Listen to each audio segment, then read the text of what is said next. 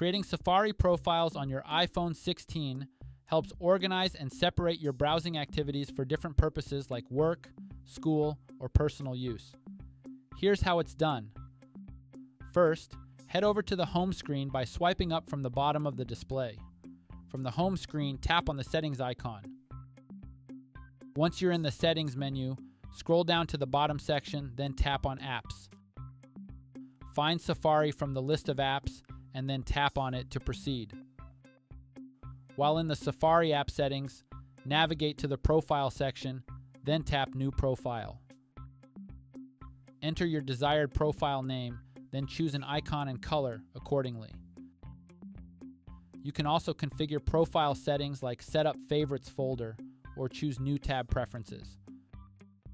Once you're finished setting up, tap Done to create the profile. By then, you can use your new profile to get separate browsing history, different bookmarks, more organized favorites, and distinct profile settings. This iPhone feature keeps your browsing organized and separated based on different aspects of your life.